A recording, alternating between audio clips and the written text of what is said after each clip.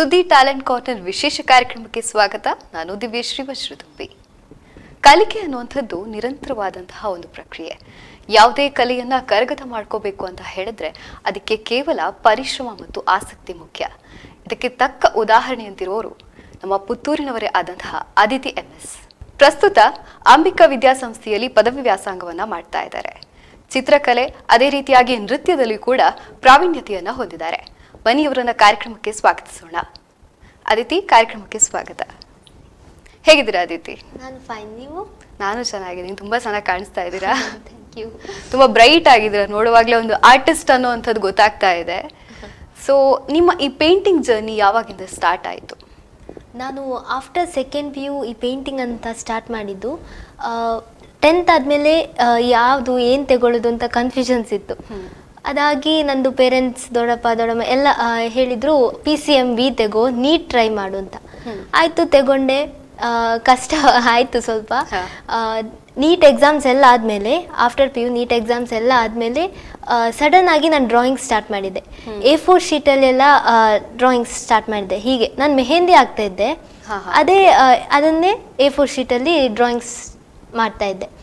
ನಾನು ಮತ್ತೆ ಅಪ್ಪನ ಹತ್ರ ಹೇಳಿದೆ, ನನಗೆ ಡ್ರಾಯಿಂಗ್ ಕಲಿಬೇಕು, ಈಗ ಹೇಗೂ ನೀಟ್ ಎಲ್ಲ ಎಕ್ಸಾಮ್ಸ್ ಎಲ್ಲ ಮುಗ್ದಿದೆ, ನನಗೆ ಡ್ರಾಯಿಂಗ್ ಕಲಿಬೇಕು ಅಂತ.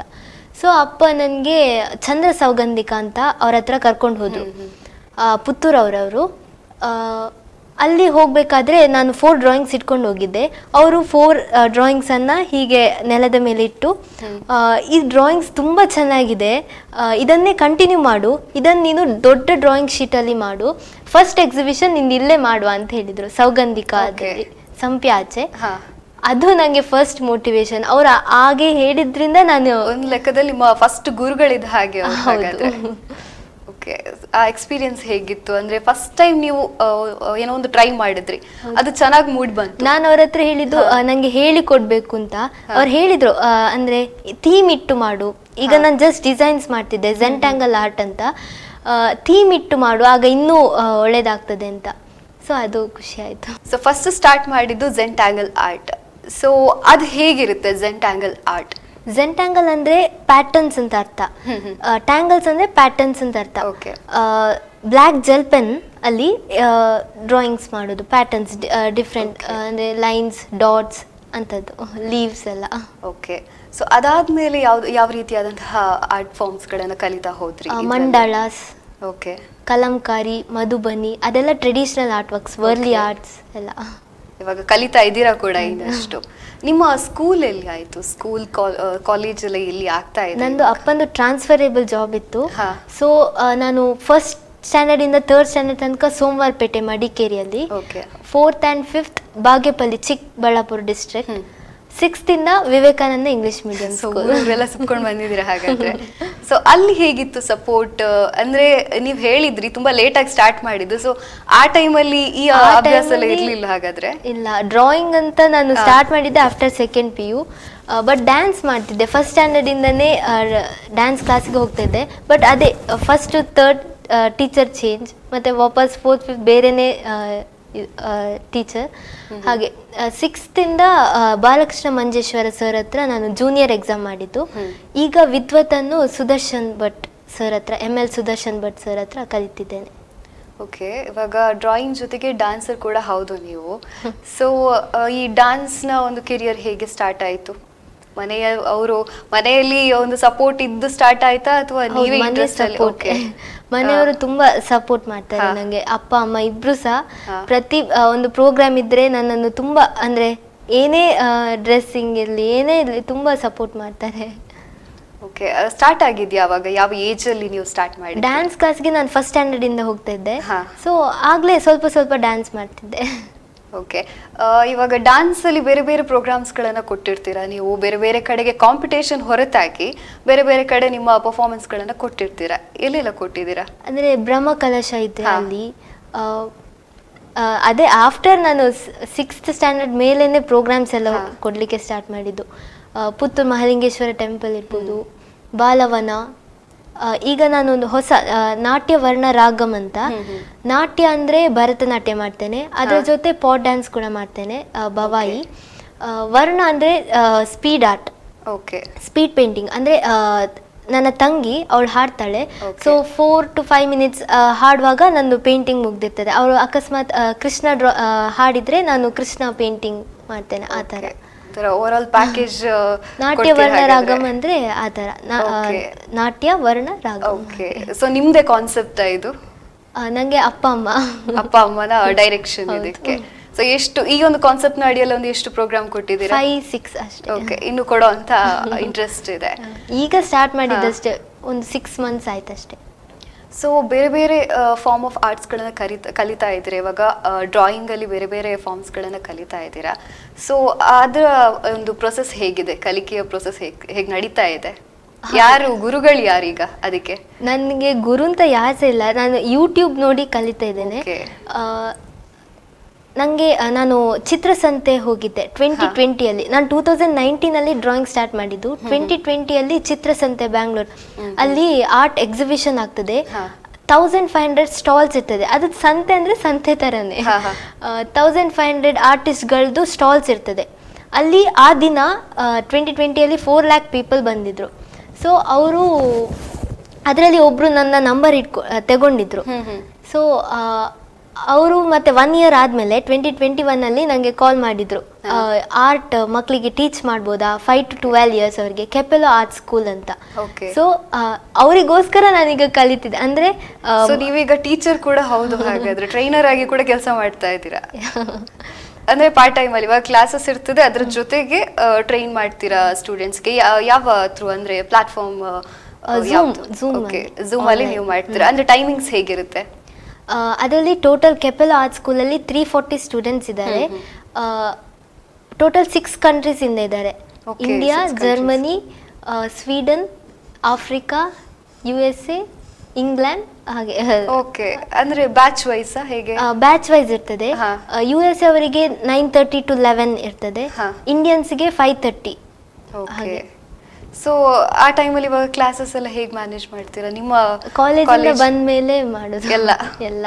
ಓಕೆ, ಕಾಲೇಜಲ್ಲಿ ಮಾತ್ರ ನಂದು ಕಾಲೇಜ್ ವರ್ಕ್, ಮನೆಗೆ ಬಂದು ಬೇರೆನೆ ವರ್ಕ್ ಇರುತ್ತೆ, ಪಾರ್ಟ್ ಟೈಮ್ ವರ್ಕ್ಸ್. ಓಕೆ, ಇವಾಗ ಅದಕ್ಕೆ ಪ್ರಿಪ್ರೇಷನ್ ಹೇಗೆ ಮಾಡ್ಕೋತೀರಾ? ಅಂದ್ರೆ ಇವಾಗ ನೀವು ಕೂಡ ಸ್ಟೂಡೆಂಟೇ, ಇನ್ನು ಚಿಕ್ಕ ಮಕ್ಕಳಿಗೆ ಹೇಳ್ಕೊಡ್ಬೇಕು ಅಂತ ಹೇಳಿದ್ರೆ ಅಷ್ಟೇ ಪ್ರಿಪ್ರೇಷನ್ ಬೇಕಾಗುತ್ತೆ. ಅದೇ ನೀವು ಆಗ ಒಂದು ಕ್ವಶನ್ ಕೇಳಿದ್ರೆ, ನೀವು ಹೇಗೆ, ಯಾರು ನಿಮ್ಗೆ ಮೋಟಿವೇಟರ್ ಅಂದ್ರೆ ಹೇಗೆ ಡ್ರಾಯಿಂಗ್ಸ್ ಅನ್ನ ಕಲಿಯುವುದು ಅಂತ. ಅದೇ ಆ ಮಕ್ಳಿಗೋಸ್ಕರ ನಾನು ಕಲ್ತು ಪಾಠ ಮಾಡುವಾಗ ಆಗಿದೆ.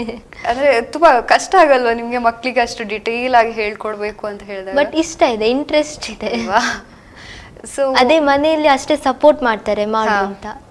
ಯಾವುದೇ ಒಂದು ಕಲಾವಿದನಿಗೆ ಮನೆ ಸಪೋರ್ಟ್ ಬೇಕೇ ಬೇಕು ಅಲ್ವಾ?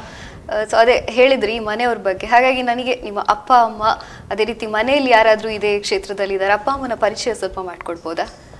ಅಪ್ಪ ಮುನ್ಸಿಪಾಲಿಟಿ ಚೀಫ್ ಆಫೀಸರ್ ಆಗಿದ್ದಾರೆ, ಈಗ ಸುಳ್ಯದಲ್ಲಿದ್ದಾರೆ. ಅಮ್ಮ ಹೌಸ್ ವೈಫ್. ಇಬ್ರು ಸಹ ನಂಗೆ ಆರ್ಟ್ ಫೀಲ್ಡಲ್ಲಿ ಅಂತ ಈಗ ತುಂಬಾ ಸಪೋರ್ಟ್ ಮಾಡ್ತಾರೆ. ಸಪೋರ್ಟ್ ಇದೆ.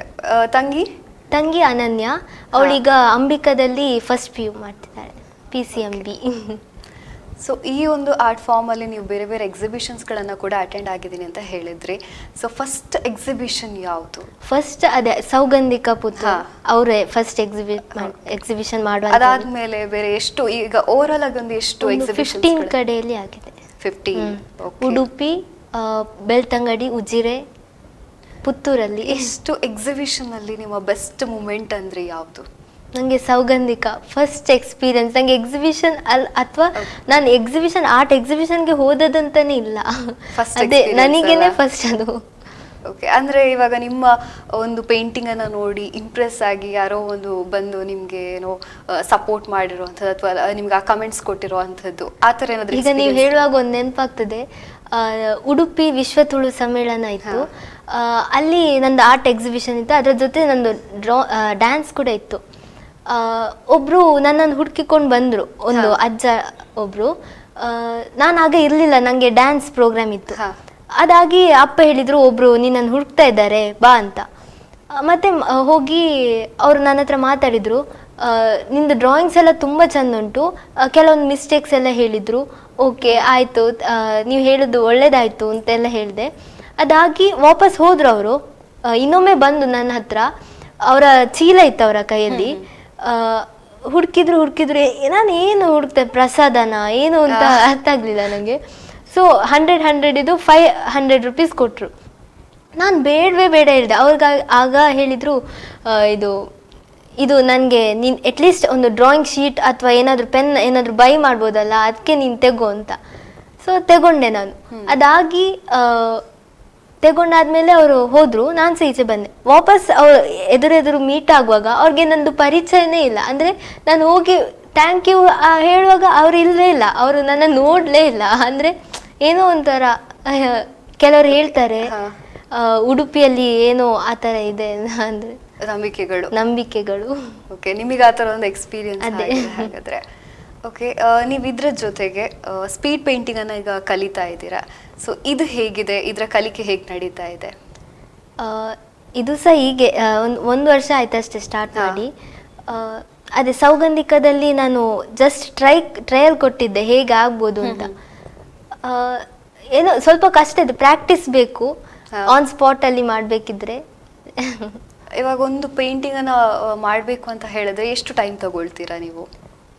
ಸ್ಪೀಡ್ ಪೇಂಟಿಂಗ್ ಅಥವಾ ಅಂದ್ರೆ ಸ್ಪೀಡ್ ಪೇಂಟಿಂಗ್ ಆದ್ರೆ ಎಷ್ಟು ಟೈಮ್ ತಗೊಳ್ತೀರಾ? ಈಗ ಸ್ಟಾರ್ಟ್ ಮಾಡ್ತಿದ್ದೀರಾ ಅಷ್ಟೇ ಅಲ್ವಾ? 4 to 5 minutes ಹಾಗೆ. ಓಕೆ, ಅಷ್ಟು ಸ್ಪೀಡ್ ಹಾಕ್ತಾ ಇದ್ರೆ ಪ್ರಾಕ್ಟೀಸ್ ಮಾಡ್ತಾ ಇದ್ದೀರಾ ಎಲ್ಲದನ್ನು ಕೂಡ ಅದೇ ರೀತಿ. ಓಕೆ, ಸೊ ಇದ್ರ ಜೊತೆಗೆ ನೀವು ವಾಲ್ ಪೇಂಟಿಂಗ್ ಅನ್ನ ಕೂಡ ಮಾಡ್ತೀರಾ. ಸೊ ಈ ವಾಲ್ ಪೇಂಟಿಂಗ್ ನ ಒಂದು ಜರ್ನಿ ಯಾವಾಗ ಸ್ಟಾರ್ಟ್ ಆಯ್ತು, ಯಾವಾಗ ನೀವು ಸ್ಟಾರ್ಟ್ ಮಾಡಿದ್ರಿ? ನನ್ನ ಮನೆಯಲ್ಲೇ ನಾನು ವಾಲ್ ಪೇಂಟಿಂಗ್ ಮಾಡ್ತೇನೆ ಅಂತ ನನ್ನ ಅಪ್ಪನ ಹತ್ರ ಹೇಳಿದೆ. ಇಲ್ಲ, ನಾನು ಹಿಂಗೆ ಕೊಡುದಿಲ್ಲ ಅಂತ ಹೇಳಿದ್ರು. ಮತ್ತೆ ನಮ್ದು ವಾಶ್ರೂಮ್ ಹತ್ರ ಸೈಡ್ ಅಲ್ಲಿ ಬೇಸಿನ್ ಹತ್ರ ನಾನೇ ಸ್ಟಾರ್ಟ್ ಮಾಡಿದೆ ಸುಮ್ಮನೆ. ಅದಾಗಿ ಇಷ್ಟ ಆಯ್ತು ಅವರಿಗೆಲ್ಲ. ನೆಕ್ಸ್ಟ್ ಸೈಡ್ ಇನ್ನೊಂದು ಸೈಡಲ್ಲಿ ಅಂದರೆ ಓಪನ್ ಡೈನಿಂಗ್ ಹಾಲಲ್ಲಿ ಮಾಡಿದೆ. ಅವರಿಗೆ ಅಪ್ಪ ಅಮ್ಮನಿಗೆ ತುಂಬ ಇಷ್ಟ ಆಯಿತು.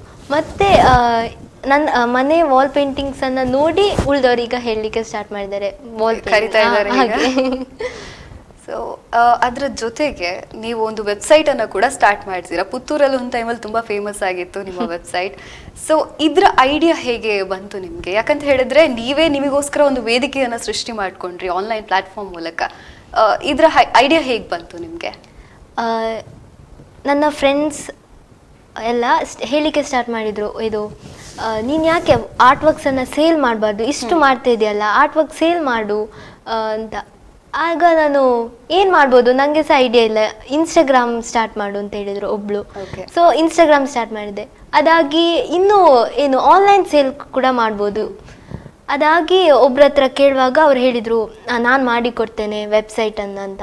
ಸೊ ಹಾಗೆ. ಸೊ ಇವಾಗ ಹೇಗೆ ನಡೀತಾ ಇದೆ ನಿಮ್ಮ ವೆಬ್ಸೈಟ್ ವರ್ಕ್ಸ್ ಎಲ್ಲ? ಕಸ್ಟಮೈಸ್ಡ್ ವರ್ಕ್ಸ್ ಬರ್ತಾ ಇದೆ. ಅಂದರೆ ಕಾಲ್ ಮಾಡಿ ಅವರಿಗೆ ಬೇಕಾದ ಆರ್ಟ್ ವರ್ಕ್ಸನ್ನು ಹೇಳಿ ಕಸ್ಟಮೈಸ್ ಮಾಡಿ ನಿಮಗೆ ನೀವು ಮಾಡಿಕೊಡ್ತೀರಾ. ಸೊ ಒಳ್ಳೆ ಚಾರ್ಜ್ ಕೂಡ ಮಾಡ್ತೀರಾ ಹಾಗಾದ್ರೆ. ಓಕೆ, ಅಂದ್ರೆ ಕಾಲೇಜ್ ಜೊತೆಗೆ ನಿಮ್ಮ ಆರ್ಟ್ ವರ್ಕ್ ಜೊತೆಗೆ ಒಂದು ಒಳ್ಳೆ ಬೆನಿಫಿಟ್ ಆಗ್ತಾ ಇದೆ ನಿಮ್ಗೆ. ಆದ್ರೆ ನೀವು ಒಂದು ಖುಷಿಗೋಸ್ಕರ ಮಾಡ್ತಾ ಇದ್ದೀರಾ. ಓಕೆ, ಸೊ ನಿಮ್ಮ ಭರತನಾಟ್ಯ ಕ್ಷೇತ್ರದಲ್ಲಿ ನಿಮ್ಮ ಗುರು ಯಾರು? ಈಗ ML ಸುದರ್ಶನ್ ಭಟ್ ಅವರ ಹತ್ರ ನಾನು ವಿದ್ವತ್ ಪ್ರಾಕ್ಟೀಸ್ ಮಾಡ್ತಾ ಇದ್ದೇನೆ. ಅವರಿಂದ ತುಂಬ ಪ್ರೋಗ್ರಾಮ್ಸ್ ಎಲ್ಲ ಸಿಗ್ತದೆ, ಹೋಗ್ತಾ ಇರ್ತೇನೆ. ಪ್ರೋಗ್ರಾಮ್ಸ್ ಎಲ್ಲ ಹೋಗ್ತಾ ಇರ್ತೀರಾ? ಓಕೆ, ಅಂದ್ರೆ ಡಾನ್ಸ್ ಅಲ್ಲಿ ಇವಾಗ ಬೇರೆ ಫಾರ್ಮ್ಸ್ ಇರುತ್ತಲ್ವಾ, ಯಾವ್ದಾದ್ರು ಕಲಿತಾ ಇದ್ದೀರಾ ಡಾನ್ಸ್ ಅಲ್ಲಿ? ಭವಾಯಿ ಅಂತ ರಾಜಸ್ಥಾನಿದು ಟ್ರೆಡಿಷನಲ್ ಡ್ಯಾನ್ಸ್. ಅದರಲ್ಲಿ ಪಾಟ್ ಬ್ಯಾಲೆನ್ಸ್ ಮೇಯ್ನ್ ಆಗಿ ಬೆಂಕಿ ಹಾಕಿ ಅಲ್ಲಿಯ ಜನರು ನಡ್ಕೊಂಡು ಹೋಗ್ತಾರೆ. ಅದನ್ನ ಡ್ಯಾನ್ಸ್ ಫಾರ್ಮ್ ಅಲ್ಲಿ ಮಾಡ್ತೇನೆ. ಸೊ ಇದು ಡಾನ್ಸ್ ಕೂಡ ನಡೀತಾ ಇದೆ ಅಲ್ವಾ ಒಟ್ಟಿಗೆ? ಪ್ರಾಕ್ಟೀಸ್ ಎಲ್ಲ ಹೇಗಾಗ್ತಾ ಇದೆ? ಡ್ರಾಯಿಂಗ್ ಕೂಡ ಬೇಕು, ಒಟ್ಟಿಗೆ ಡಾನ್ಸ್ ಕೂಡ, ಎಜುಕೇಶನ್ ಕೂಡ. ಅಂದ್ರೆ ಟೈಮ್ ಹೇಗೆ ಮ್ಯಾನೇಜ್ ಮಾಡ್ತೀರಾ ನೀವು ಅದಕ್ಕೆಲ್ಲ? ಆಗ್ತಾ ಇರ್ತದೆ ಹಾಗೆ. ಅಂದ್ರೆ ಇವಾಗ ಕಾಲೇಜಲ್ಲಿ ಸಪೋರ್ಟ್ ಹೇಗಿದೆ ನಿಮ್ಗೆ ನಿಮ್ಮ ಒಂದು ವರ್ಕಿಗೆ? ನಟೋಜ ಸರ್ ನಮ್ದು ಮ್ಯಾನೇಜ್ಮೆಂಟ್, ಅವರಂತೂ ತುಂಬಾನೇ ಸಪೋರ್ಟ್ ಮಾಡ್ತಾರೆ ನನಗೆ. ಪ್ರತಿ ಹೆಜ್ಜೆಯಲ್ಲಿ ಸಹ ಅವ್ರು ಇರ್ತಾರೆ. ಈಗ ವೆಬ್ಸೈಟ್ ಕ್ರಿಯೇಟ್ ಮಾಡುವಾಗ ಕೂಡ ಅವರೇ ಚೀಫ್ ಗೆಸ್ಟ್ ಆಗಿ ಬಂದಿದ್ರು. ಹಾಗೆ ತುಂಬಾ ಲೆಕ್ಚರ್ಸ್ ಕೂಡ ತುಂಬಾ ಸಪೋರ್ಟ್ ಮಾಡ್ತಾರೆ. ಓಕೆ, ನೀವು ಇತ್ತೀಚೆಗೆ ತಾನೇ ಒಂದು ಕಾರ್ಯಕ್ರಮಕ್ಕೆ ಗೆಸ್ಟ್ ಆಗಿ ಅಂದ್ರೆ ಜಡ್ಜ್ ಆಗಿ ಹೋಗಿದ್ರಿ, ಅದರ ಅನುಭವ ಹೇಗಿದೆ? ಯಾಕಂತ ಹೇಳಿದ್ರೆ ಅಲ್ವಾ, ನೀವೇ ಎಷ್ಟೋ ಕಾಂಪಿಟೇಷನ್ಸ್ ಗಳಿಗೆ ನೀವು ಏನೋ ಪಾರ್ಟಿಸಿಪೇಟ್ ಆಗಿ ಹೋಗಿ. ಇದೊಂದು ಅನ್ಎಕ್ಸ್ಪೆಕ್ಟೆಡ್ ಆಗಿತ್ತು. ನಾನು ಥಿಂಕ್ಸ್ ಮಾಡಲಿಲ್ಲ ಒಂದು ಗೆಸ್ಟ್ ಆಗಿ ಹೋಗ್ತೇನೆ ಅಂತ. ಒಂದು ಸರ್ ನನಗೆ ಕಾಲ್ ಮಾಡಿ ಹೋಗ್ಬೋದಾ ಅಂತ ಕೇಳಿದ್ರು. ಸೊ ಓಕೆ, ಫಸ್ಟ್ ಎಕ್ಸ್ಪೀರಿಯನ್ಸ್, ನನಗೆ ಸಹ ಐಡಿಯಾ ಇಲ್ಲ. ಅಲ್ಲಿ 12 ಪಾರ್ಟಿಸಿಪೆಂಟ್ಸ್ ಇದ್ರು ಭುವನೇಂದ್ರ ಕಾಲೇಜಲ್ಲಿ. Okay. ತುಂಬ ಖುಷಿ ಆಯ್ತು. ಅವರೆಲ್ಲ ಕಾರ್ಟೂನ್ ಟಾಪಿಕ್ ಇದ್ದದ್ದು. Okay.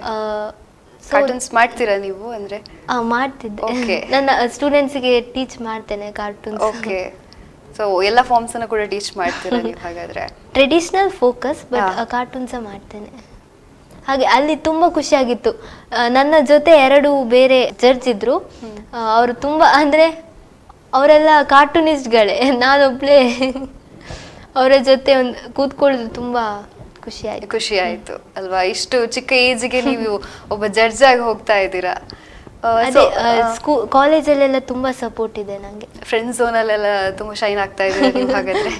ನಿಮ್ಮ ವೆಬ್ಸೈಟ್ಗೆ ಎಲ್ಲೆಲ್ಲಿಂದ ಎಲ್ಲ ಕಾಲ್ ಬರ್ತಾ ಇದೆ? ಇವಾಗ ನೀವು ಹೇಳಿದ್ರಿ ಕಸ್ಟಮೈಸ್ಡ್ ಅಂತ ಹೇಳಿ, ಕಸ್ಟಮೈಸ್ಡ್ಗೆ ಬೇರೆ ಬೇರೆ ಕಡೆಯಿಂದ ಖಂಡಿತವಾಗ್ಲೂ ಬರ್ತಾ ಇರುತ್ತೆ. ಬ್ಯಾಂಗ್ಳೂರ್ ಮೈಸೂರಿಂದ ಜಾಸ್ತಿ, ಮೊನ್ನೆ ಗುಲ್ಬರ್ಗ ಇಂದ ಬಂತು. ರೀಸೆಂಟ್ ಆಗಿ ಒಂದು ಕಸ್ಟಮೈಸ್ಡ್ ಒಂದು ರೆಡಿ ಮಾಡಿ ಕೊಟ್ಟಿದ್ದೀರಾ ಅಂತ ಹೇಳಿದ್ರೆ ಯಾವುದು? ಈಗ ನಿನ್ನೆ ಒಂದು ಕಾಲ್ ಬಂದಿತ್ತು, ಜೂಟ್ ಬ್ಯಾಗ್ ಇದೆ ಅಲ್ಲ, ಸೊ ಅದಕ್ಕೆ ಏನಾದರೂ ಒಂದು ಡಿಸೈನ್ ಮಾಡಿ ಕೊಡ್ಬೋದಾ ಅಂತ ಮಾಡ್ತಿದ್ದೇನೆ. ಓಕೆ. ಬೆಸ್ಟ್ ಅಂತ ಹೇಳಿ ಇಲ್ಲಿವರೆಗೆ ನೀವು ಕೊಟ್ಟಂತಹ ಪ್ರದರ್ಶನಗಳಲ್ಲಿ ಅಥವಾ ನೀವು ಮಾಡಿದಂತಹ ಡ್ರಾಯಿಂಗ್ಸ್ ಅಲ್ಲಿ ನಿಮಗೆ ಬೆಸ್ಟ್ ಅಂತ ಅನ್ಸಿರುವಂಥದ್ದು ಯಾವುದು? ನಾನೊಂದು 7 ಹಾರ್ಸ್ ಇದ್ದು ಪೇಂಟಿಂಗ್ ಮಾಡಿದ್ದೆ. ಒಂದು 7 feet and 3.5 feet ಇತ್ತು. ಓಕೆ. ತುಂಬಾ ದೊಡ್ಡ ಪೇಂಟಿಂಗ್. ಅದು ನಂಗೆ ಯಾವ ಫಾರ್ಮ್ ಅಲ್ಲಿ ಮಾಡಿದ್ರಿ? ಜೆಂಟಾಂಗಲ್ ಆರ್ಟ್ ಅಲ್ಲಿ ಮಾಡಿದ್ದೆ. ಅದು ನಿಮ್ಮ ಫೇವರೇಟ್ ಅನ್ಸುತ್ತೆ ಅಲ್ವಾ? 7 ಹಾರ್ಸ್ ಅಂದ್ರೆ ತುಂಬಾ ಕಷ್ಟ ಬಂದಿದ್ದೇನೆ. ಹಾ. ಓಕೆ. ನೀವು ಎಷ್ಟು ಒಂದು ಬೇರೆ ಬೇರೆ ವೆರೈಟೀಸ್ ಆಫ್ ಏನೋ ಫಾರ್ಮ್ ಅನ್ನ ಕಲ್ತಿದ್ದೀರಾ. ಸೊ ಜೆಂಟಾಂಗಲ್ ಅಂತ ಹೇಳಿದ್ರೆ ನಿಮಗೆ ತುಂಬಾ favourite. Okay. So speed painting ಮಾಡ್ತೀನಿ ಅಂತ ಹೇಳಿದ್ರೆ, ಸ್ಪೀಡ್ ಪೇಂಟಿಂಗ್ ಅಲ್ಲಿ ಯಾವ ಟೈಪ್ಸ್ ಎಲ್ಲ ಇದೆ ಅಂದ್ರೆ ಯಾವ ವೆರೈಟೀಸ್ ಇದೆ? ತುಂಬಾ ವೆರೈಟೀಸ್ ಇದೆ, ಬಟ್ ನಾನೀಗ ಸದ್ಯದಲ್ಲಿ ಲೈನ್ ಆರ್ಟ್ ಮಾಡ್ತೇನೆ, ಥ್ರೆಡ್ ಆರ್ಟ್, ಮತ್ತೆ ಪೋರ್ಟ್ರೇಟ್ ಏನಾದ್ರು ಬಿಡಿಸಿ ಶೈನಿಂಗ್ ಬಿಸಾಡ್ತಾರಲ್ಲ ಅದು. ಓಕೆ. ಫೈರ್ ಆರ್ಟ್ಸ್ ಪ್ರಾಕ್ಟೀಸ್ ಮಾಡ್ತಿದ್ದೇನೆ. ಅಂದ್ರೆ ನೀವು ಎಲ್ಲ ಸ್ವಲ್ಪ ಟೈಮಲ್ಲಿ ಪ್ರಾಕ್ಟೀಸ್ ಮಾಡಿ ಎಲ್ಲ ಅಲ್ಲ, ಒಂದು 2 ವರ್ಷ ಆಯ್ತು ಸ್ಟಾರ್ಟ್ ಮಾಡಿ ಡ್ರಾಯಿಂಗ್ ಕೆರಿಯರ್ ಅನ್ನ ಅಲ್ವಾ? ಸೊ ಇಷ್ಟು ಟೈಮಲ್ಲಿ ನೀವು ಇಷ್ಟೆಲ್ಲ ಕಲ್ತಿದ್ರ, ನಿಜವಾಗ್ಲೂ ಇನ್ಸ್ಪೈರಿಂಗ್ ಆಗಿದ್ರ ನೀವು. ಇವಾಗ ನಿಮ್ಮ ಒಂದು ನೀವು ಆರ್ಟಿಸ್ಟ್ ಕೂಡ ಹೌದು, ಅಂದ್ರೆ ಡಾನ್ಸರ್ ಕೂಡ ಹೌದು. ನಮಗೋಸ್ಕರ ಯಾವ್ದಾದ್ರು ಒಂದು ಅಭಿನಯವನ್ನ ಮಾಡಿ ತೋರಿಸಬಹುದಾ? ಖಂಡಿತ.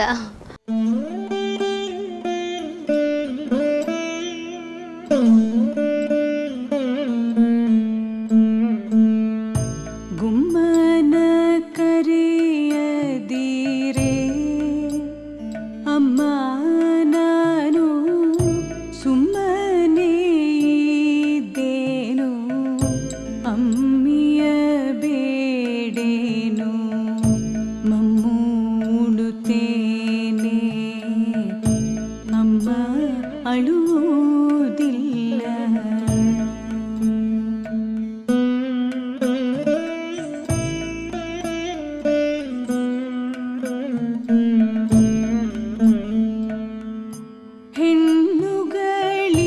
ಹೆಣ್ಣುಗಳಿರುವಲ್ಲಿ ಪೋಗಿ ಅಮ್ಮ ನಾನು ಕಣ್ಣು ಮುಚ್ಚುವುದಿಲ್ಲವೇ, ಹೆಣ್ಣುಗಳಿರುವಲ್ಲಿ ಪೋಗಿ ಅಮ್ಮ ನಾನು ಕಣ್ಣು ಮುಚ್ಚುವುದಿಲ್ಲವೇ, ಚಿನ್ನರ ಬಡಿಯೇನು ಅಣ್ಣನ ಬೈಯೇನು, ಚಿನ್ನರ ಬಡಿಯೇನು ಅಣ್ಣನ ಬೈಯೇನು, ಬೆಣ್ಣೆಯ ಬೇಡೇನು ಮಣ್ಣು ತಿನ್ನುವುದಿಲ್ಲ. ಸೊ ಅದಿತಿ, ನಿಮ್ಮ ಡ್ರಾಯಿಂಗ್ ಬಗ್ಗೆ ನಾವು ಕೇಳಿದ್ವಿ, ಇಷ್ಟೆಲ್ಲ ಅದ್ರ ಬಗ್ಗೆ ಎಕ್ಸ್ಪ್ಲೈನ್ ಮಾಡಿದ್ರಿ ಕೂಡ, ಬೇರೆ ಬೇರೆ ಫಾರ್ಮ್ಸ್ ಬಗ್ಗೆ. ನಮಗೋಸ್ಕರ ಒಂದು ಪ್ರೆಸೆಂಟೇಷನ್ ಮಾಡ್ಬೋದಾ?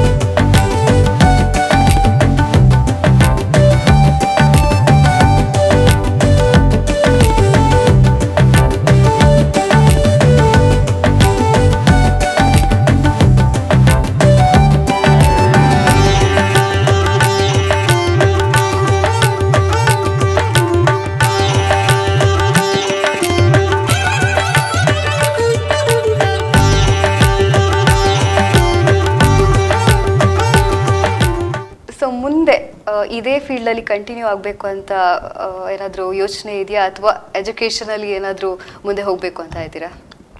ಫಸ್ಟ್ ಎಜುಕೇಷನ್, ಇದು ಹಾಬಿಯಾಗಿ ಹೋಗ್ತದೆ. MSc ಇನ್ ಕ್ಲಿನಿಕಲ್ ಸೈಕಾಲಜಿಯಲ್ಲಿ ಮಾಡಬೇಕು. ಅದಾಗಿ ಡ್ರಾಯಿಂಗನ್ನು ಬಿಡೋದಿಲ್ಲ, ಹಾಬಿ ಥರ ಕಂಟಿನ್ಯೂ ಮಾಡ್ತಾರೆ. ಡ್ಯಾನ್ಸ್ ಕೂಡ ಹಾಬಿ ಥರನೇ. ಓಕೆ ಅದಿತಿ, ನೀವು ನಿಜವಾಗ್ಲೂ ಒಂಥರ ಇನ್ಸ್ಪೈರಿಂಗ್. ಯಾಕೆಂತ ಹೇಳಿದ್ರೆ ಆಗಲೇ ಹೇಳಿದಾಗೆ ಬರೀ 2 ವರ್ಷ ಗ್ಯಾಪಲ್ಲಿ ಒಂದಿಷ್ಟು ಚೆನ್ನಾಗಿ ಒಂದು ಡ್ರಾಯಿಂಗ್ ಮಾಡ್ಬೋದು, ಒಬ್ಬ ಆರ್ಟಿಸ್ಟ್ ಆಗಿ ರೂಪುಗೊಳ್ಬೋದು ಅಂತ ತೋರಿಸ್ಕೊಟ್ಟಿದ್ದೀರಾ. ಸೊ ಮುಂದೆ ಯಾರಿಗಾದರೂ ನೀವು ಸಜೆಸ್ಟ್ ಮಾಡೋದಿದ್ರೆ, ಡ್ರಾಯಿಂಗ್ ಫೀಲ್ಡಲ್ಲಿ ಯಾರಾದರೂ ಅಚೀವ್ ಮಾಡಬೇಕು ಅಂತ ಹೇಳಿದರೆ, ಅಥವಾ ಬೇರೆ ಯಾವುದೇ ಫೀಲ್ಡಲ್ಲಿ ಅಚೀವ್ ಮಾಡಬೇಕು ಅಂತ ಇದ್ದರೆ ಅಂಥವ್ರಿಗೆ ಏನನ್ನ ಹೇಳೋದಕ್ಕೆ ಇಷ್ಟಪಡ್ತೀರಾ? ಇಂಟ್ರೆಸ್ಟ್ ಇದ್ದರೆ ಏನಂತ ಮಾಡ್ಬೋದು ಅಂತ ಹೇಳ್ಬೋದು ಅಷ್ಟೇ. ಅದೇ ಮೇಯ್ನ್ ಆಗಿ ಇಂಟ್ರೆಸ್ಟ್ ಬೇಕು, ಸಪೋರ್ಟ್ ಬೇಕು, ಫ್ಯಾಮಿಲಿ ಸಪೋರ್ಟ್ ಎಲ್ಲ ಬೇಕಿದೆ.